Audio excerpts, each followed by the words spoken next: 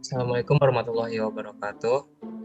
Perkenalkan, kita dari kelompok 5 akan membahas tentang prosesor, VGA, dan storage. Sebelumnya, perkenalkan, nama saya Irsad Sofan Fauzi, dan ada Cecep Jamaluddin, ada Riza Alfarel, ada Agung Prasetyo, dan Rian Sebastian. Oke, di sini yang pertama ada prosesor. Prosesor akan dijelaskan oleh Rian Sebastian.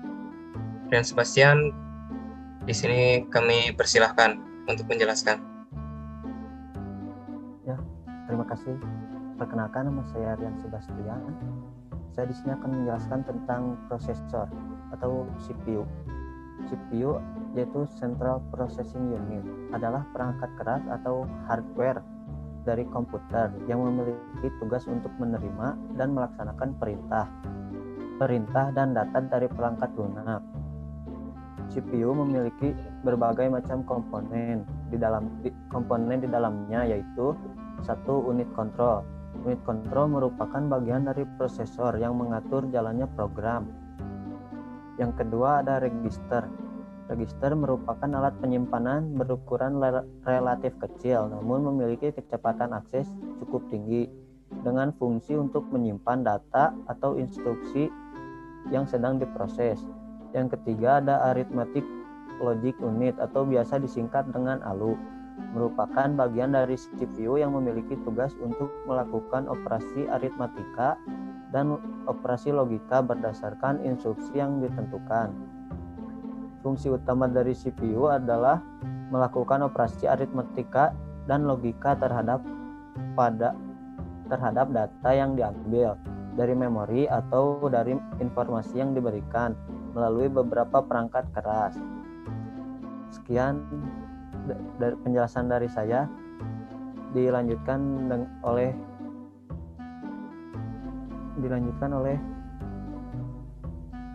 coba. Oke. Baik, saya akan melanjutkan materi. Nama saya Cecep Jamaluddin, akan melanjutkan materi yaitu Video Graphic Array atau VGA. VGA atau Video Graphic Array adalah sebuah perangkat keras yang melakukan rendering atau pemrosesan output berupa visual yang ditampilkan pada layar monitor. VGA singkatan dari Video Graphic Accelerator. Sesuai dengan fungsinya di atas, VGA merupakan sebuah perangkat keras yang melakukan rendering yang berhubungan langsung dengan tampilan di layar monitor. Kata card menunjukkan bahwa bentuk VGA card mirip dengan kartu yang ditancapkan pada slot yang ada di motherboard komputer. VGA pertama kali dipasarkan pada tahun 1987 oleh IBM. Meskipun standar VGA sudah tidak lagi digunakan karena sudah diganti oleh standar yang tentunya lebih baru, VGA merupakan standar grafis terakhir yang diikuti oleh mayoritas pabrik pembuat kartu grafis komputer.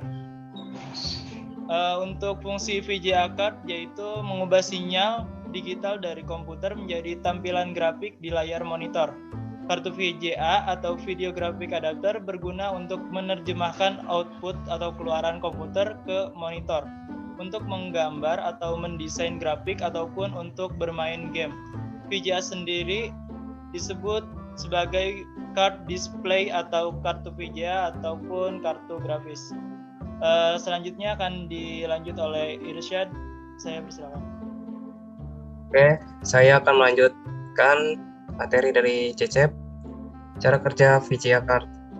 Saat aplikasi yang dijalankan ingin menciptakan sebuah citra, aplikasi tersebut akan meminta bantuan pada driver kartu grafis.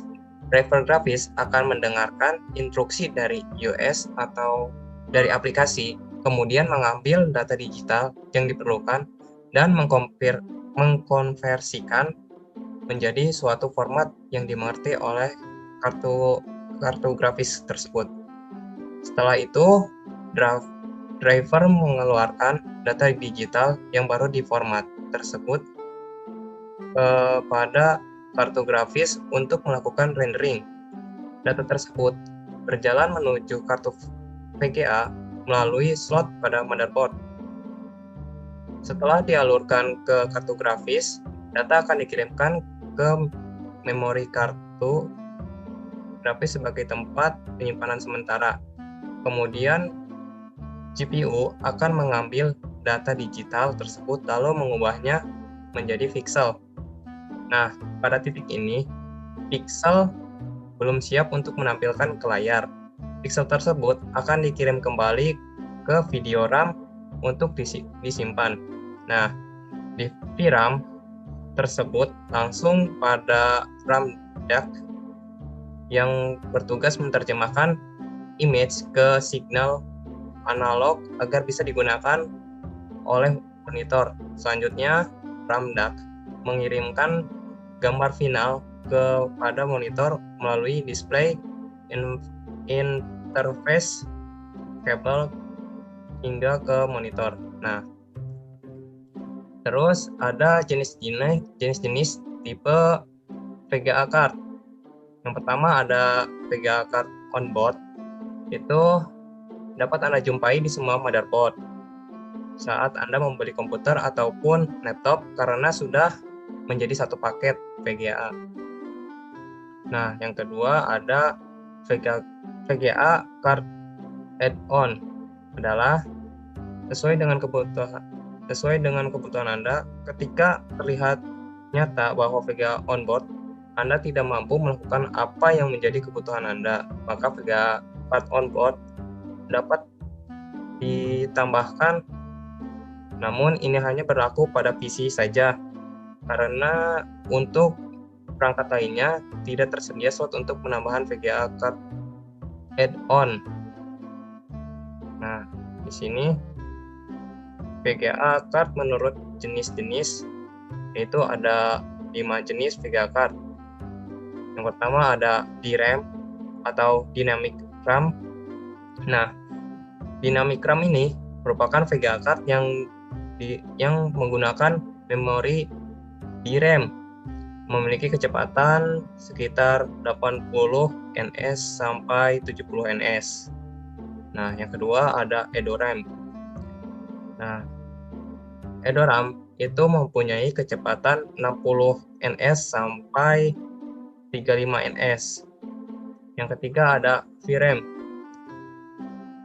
Video RAM, memiliki kecepatan 20 atau 10 ns.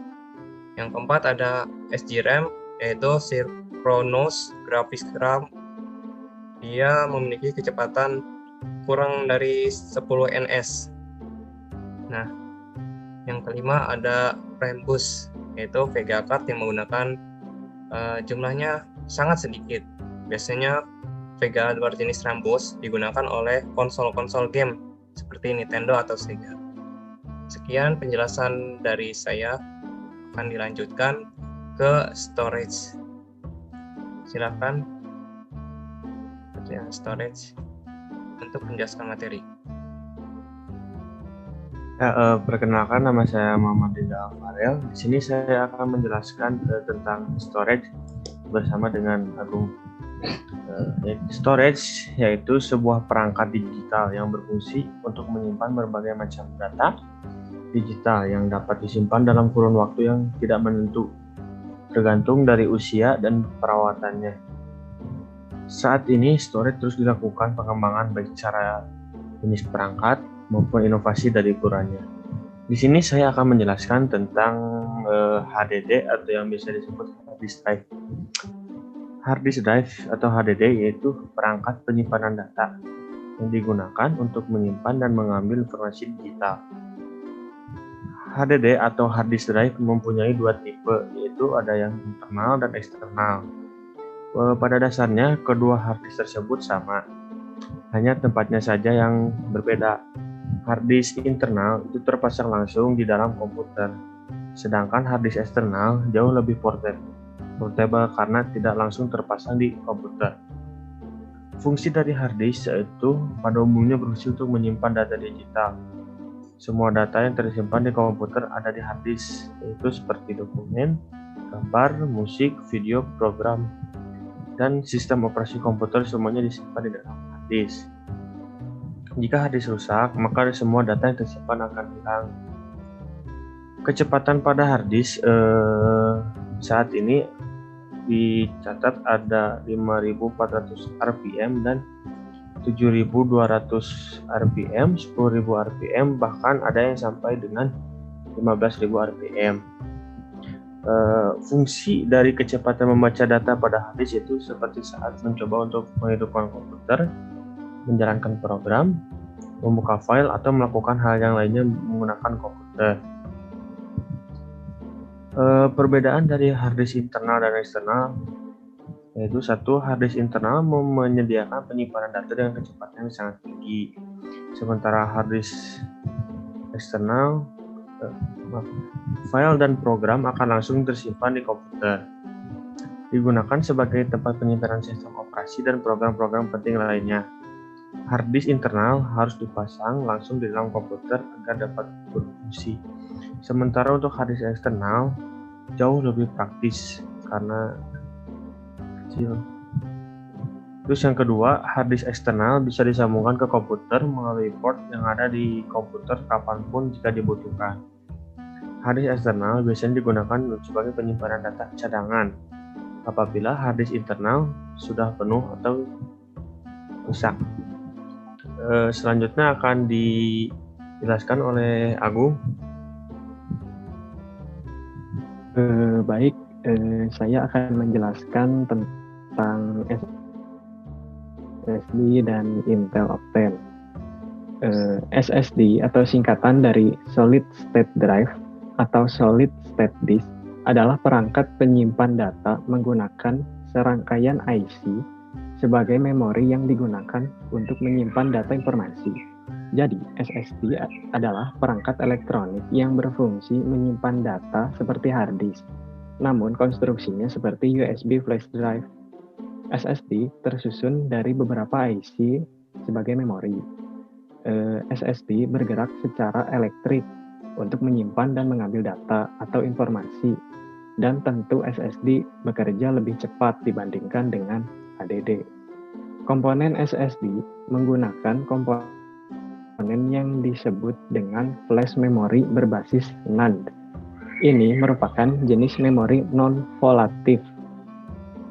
Sederhananya, non-volatil berarti memori tersebut tetap bisa menyimpan data walaupun tegangan supply-nya dimatikan. Dan ini juga merupakan prinsip dasar dari sebuah memori permanen seperti halnya USB flash drive. Selanjutnya ada Intel Optane. Jadi, apa itu Intel Optane? Intel Optane adalah akselerator penggunaan data yang tersimpan di hard disk. Jadi, jika kita menggunakan storage tipe HDD, dengan menambah Intel Optane, bisa membuat komputernya secepat jika menggunakan hard disk tipe SSD yang harganya sangat tinggi. Intel Optane juga kemampuan membaca filenya hingga 1350 Mbps. Sementara, secepat-cepatnya pembacaan file di HDD hanya bisa sampai kecepatan kurang lebih 250 Mbps. Itulah mengapa Intel Optane sangat membantu saat kita bekerja dengan file-file ukuran yang cukup besar.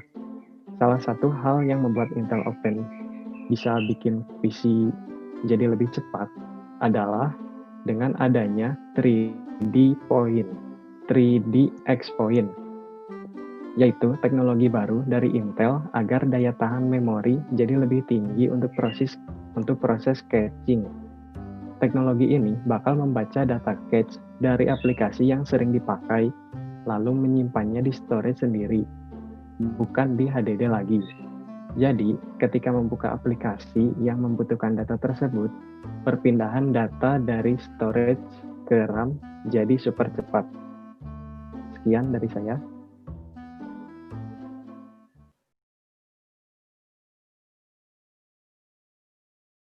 Perbandingan antara CPU Intel Core i9 dan AMD Ryzen 9. Intel belum bisa mengejar performa dari AMD. Dari hasil perbandingan Cinebench R20, AMD berhasil mendapatkan 538 poin di single core dan mendapatkan 7.322 poin di multicore. Sedangkan Intel mendapatkan 521 poin di single core dan mendapatkan 6.249 poin di multicore. Dalam performa AMD lebih unggul dibandingkan Intel. Perbedaannya tidak cukup jauh. Dalam fitur, Intel memiliki lebih banyak fitur dari AMD. Dalam suhu Intel lebih sedikit panas dibandingkan yang AMD yang cepat panas. Dari penggunaan daya listrik, Intel lebih sedikit menghemat daripada AMD. Dari segi harga pun, Intel memiliki harga di kisaran 9 sampai 12 jutaan, sedangkan AMD di kisaran 8 jutaan, relatif lebih murah dibandingkan Intel. Selanjutnya perbedaan antara VGA yang akan dilanjutkan oleh Cecep.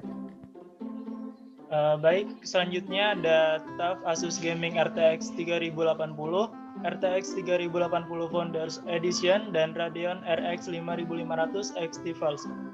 Secara fisik, tampilan TUF RTX 3080 memiliki tampilan gaming dengan 3 fan, dan RTX 3080 Founder memiliki tampilan yang casual dengan 2 fan.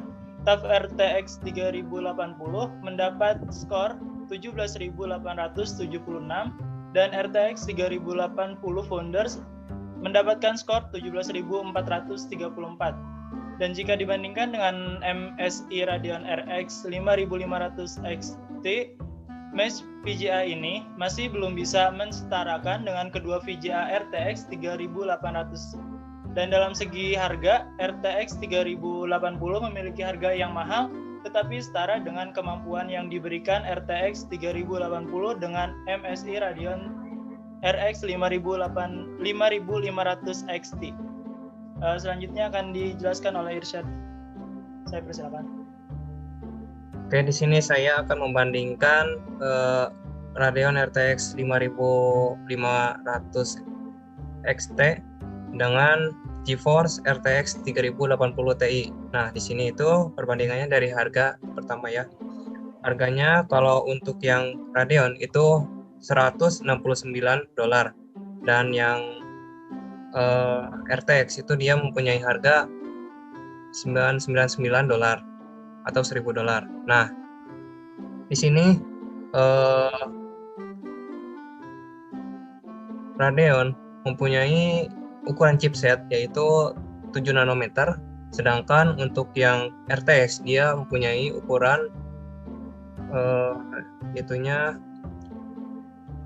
manufakturnya 8 nanometer. Nah, konsumsi dayanya juga itu berbeda. Kalau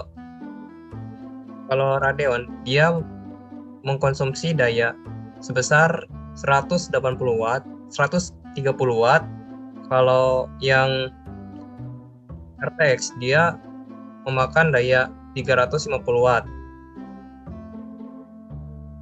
Udah, seperti itu. Selebihnya kita lanjut ke storage yang akan dijelaskan oleh Rija dan Agung. Oke, masuk ke storage. Perbedaan storage di sini yang pertama adalah mempercepat booting. Komputer sudah hidup dalam hitungan hanya beberapa detik saja. Yang kedua, transfer file lebih cepat dengan SSD. Ternyata hanya membutuhkan waktu yang relatif singkat, 50% dari HDD. Yang ketiga, SSD hanya membutuhkan 10% daya listrik dari HDD.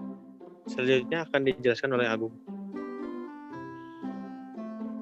Baik, saya akan melanjutkan penjelasannya dari Riza tentang perbandingan hard disk dan SSD.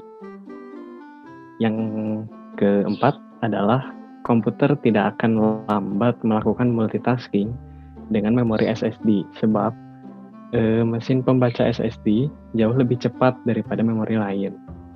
Terus yang kelima adalah bobot SSD jauh lebih ringan ketimbang HDD. Hal itu membuat laptop tidak berat jika dibawa bepergian. Dan yang terakhir adalah SSD cenderung lebih durable atau tahan banting, sehingga lebih awet dibandingkan dengan HDD. Jadi, jika kalian ingin lebih mementingkan performa dan tidak terlalu mementingkan kapasitas, maka pilihlah SSD. Namun jika kalian ingin lebih mementingkan kapasitas dan tidak mementingkan kecepatan performa, maka pilihlah hard disk. Oke, saya akan serahkan kembali kepada Irsad. Sekian dari kelompok kami. Kurang lebihnya mohon maaf. Wassalamualaikum warahmatullahi wabarakatuh.